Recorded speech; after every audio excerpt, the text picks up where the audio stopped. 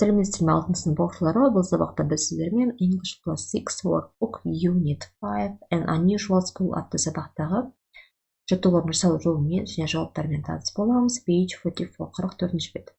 Сабақты бастамас бұрын басқа да пайдалы сабақтарды жіберіп алмау үшін осы каналға тіркеліп, егер сабақ пайдалы болса, видеоға лайк басып, достарыңызбен бөлісіп отырыңыздар.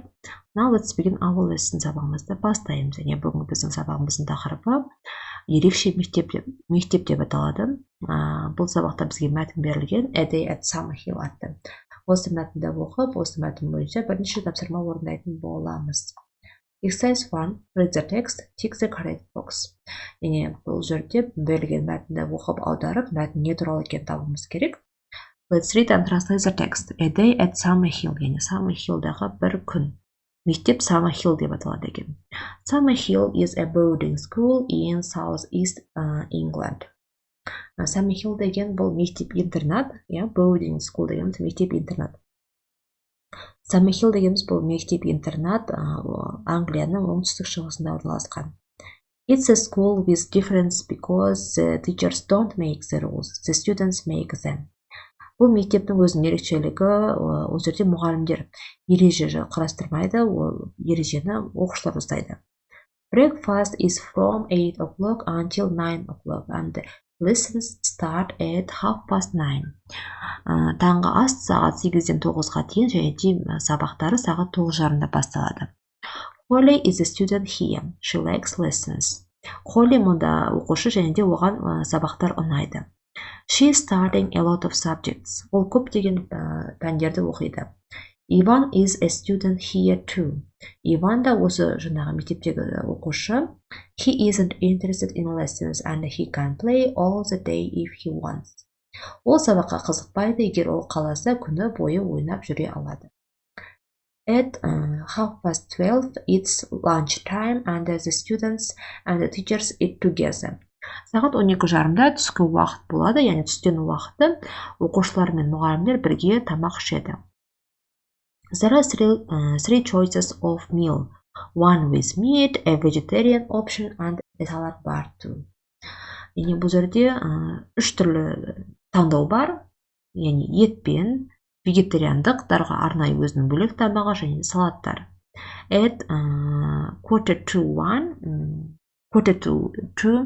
there is a meeting. Сағат 2:15 минут қалған кезде кездесу болады. The students and the teachers talk about problems and they can change school rules in this meeting. Оқушылар мен мұғалімдер осы жаңағы кездесуде туындаған мәселелерді туралы сөйлеседі және де мектеп ережесін өзгертеді. Then there are free time activities, orchestra practice, drama group and sport. Енді сондай-ақ түстен кейін арнайы өзі қосымшалар бар екен. Оркестр жат үйірмесі, драма яғни театр үйірмесі және де спорт үйірмелері. Ivan goes shopping in town. Иван мектепте қаладағы жаңағы дүкендерге барады. Holly plays the violin with the orchestra. Ал Холли болса осы оркестр үйірмесінде скрипка ойнайды. At 5:30 it's dinner time. Сағат 5:30-да кешкі ас уақыты болады. After dinner students chat or do homework. Кешкі астан кейін оқушылар бір-бірімен сөйлесіп үй тапсырмасын орындайды.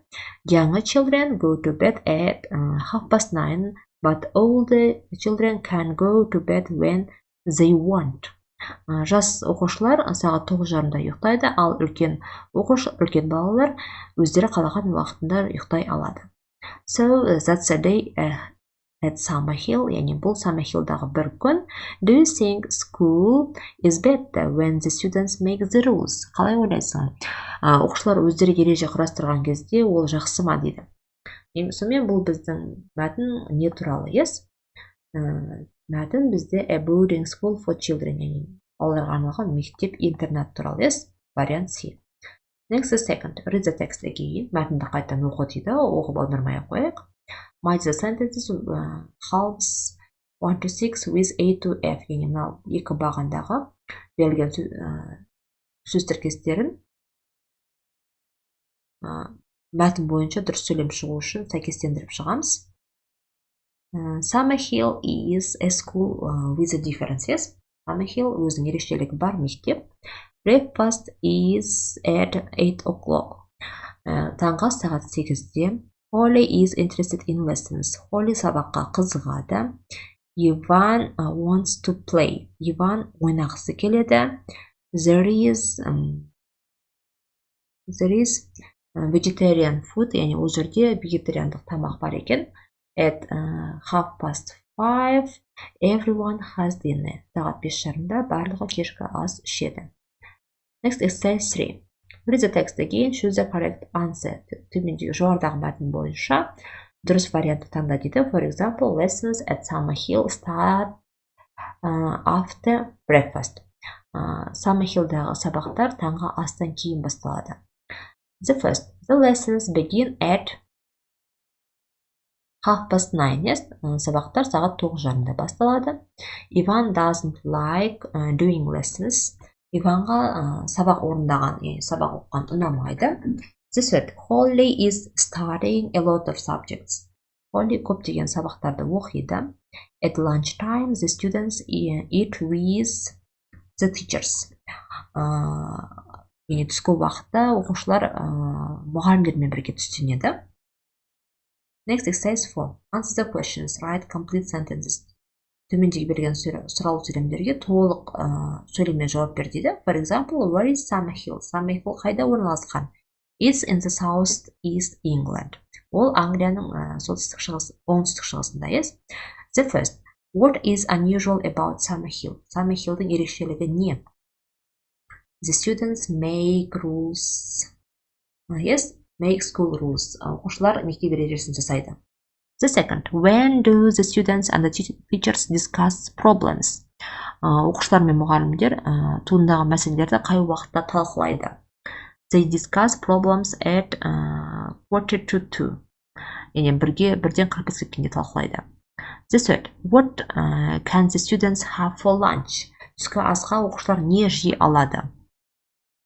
There are 3 choices of meal, one with meat, a vegetarian option, and a salad.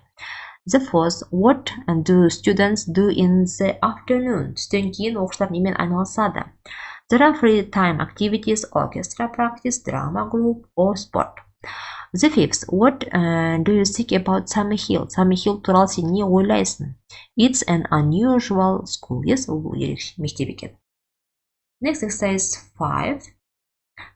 Complete the sentences using the correct form of the words in the box.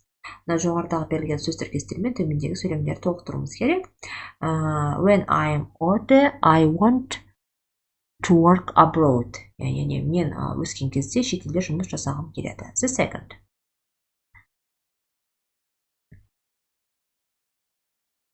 I often chat with friends on the phone. Мен достарыммен жиі телефон арқылы сөйлесемін. The third. I share a room with my sister. Мен әпкем немесе сіңліммен бірге бөлмемді бөлісемін. She hates boarding school. She is homesick. Yes. Ол мектеп интернатты жек көреді. Ол жаңағы үй күшік дейміз ғой, homesick. The fifth. We finish lessons at 11 o'clock and have a break. Біз сағат 11-де сабағымызды аяқтап, үзіліс қабылдаймыз. The sixth. Do you want to come to drama club? Сен театр үйірмесіне келгің келеді ме? No, sorry, I'm busy. Жоқ, кешір, мен бос емеспін дейді. Осымен біз 44-ші беттегі жаттығулар жасау жолымен және жауаптармен таныс болдық. Келесі сабақта кездескенше, goodbye.